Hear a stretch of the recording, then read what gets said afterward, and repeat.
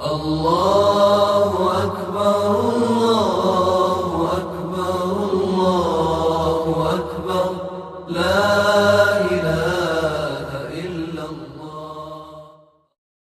بسم اللہ الرحمن الرحیم۔ السلام علیکم۔ کیا دوستو آپ بھی رات کو ڈرتے ہیں؟ آپ کو اندھیرے سے ڈر لگتا ہے اور آپ کو عجیب عجیب خیالات آتے ہیں؟ تو ان سب کا علاج ہمارے نبی صلی اللہ علیہ وسلم نے اپنے ایک صحابہ کو بتایا۔ ویڈیو شروع کرنے سے پہلے میں آپ سے درخواست کرنا چاہتا ہوں کہ اگر اب تک آپ نے ہمارے چینل رسندہ اسلام کو سبسکرائب نہیں کیا ہے تو ضرور اسے سبسکرائب کر لیں تاکہ آگے آنے والی ویڈیو آپ تک سب سے پہلے پہنچے۔ حضرت ابو امامہ رضی اللہ عنہ فرماتے ہیں، حضرت خالد بن ولید رضی اللہ عنہ نے حضور صلی اللہ علیہ وسلم کو بتایا کہ وہ رات کو کچھ ڈراؤنی چیزیں دیکھتے ہیں جن کی وجہ سے وہ رات کو تہجد کی نماز نہیں پڑھ سکتے۔ حضور صلی اللہ علیہ وسلم نے فرمایا، اے خالد بن ولید، کیا میں تمہیں ایسے کلمات نہ سکھا دوں کہ جب تم ان کو 3 مرتبہ پڑھ لو گے تو اللہ تعالیٰ تمہاری یہ تکلیف دور کر دے گا۔ حضرت خالد بن ولید رضی اللہ عنہ نے کہا، یا رسول اللہ، میرے ماں باپ آپ پر قربان ہوں، ضرور سکھائیں، میں نے آپ کو اپنی یہ تکلیف اسی لیے تو بتائی ہے۔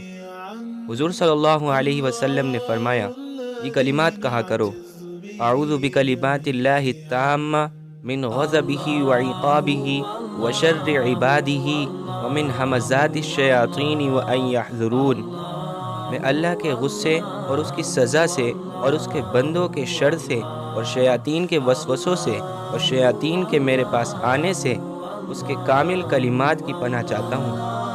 حضرت عائشہ رضی اللہ عنہ فرماتی ہیں، چند راتیں ہی گزری تھیں کہ حضرت خالد بن ولید رضی اللہ عنہ نے آ کر عرض کیا، یا رسول اللہ، میرے ماں باپ آپ پر قربان ہوں، اس ذات کی قسم جس نے آپ کو حق دے کر بھیجا ہے، جو کلمات آپ نے مجھے سکھائے تھے وہ میں نے 3 مرتبہ پورے ہی کیے تھے کہ اللہ تعالیٰ نے میری وہ تکلیف دور کر دی۔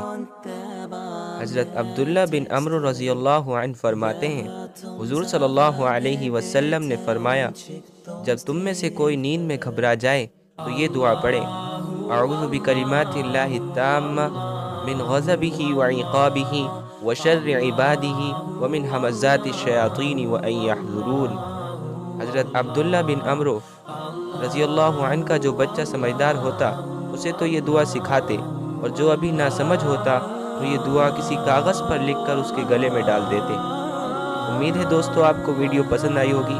اگر آپ کو ویڈیو پسند آئی تو اس کو لائک اور شیئر کریں اور میرے چینل کو ضرور سبسکرائب کریں۔ السلام علیکم۔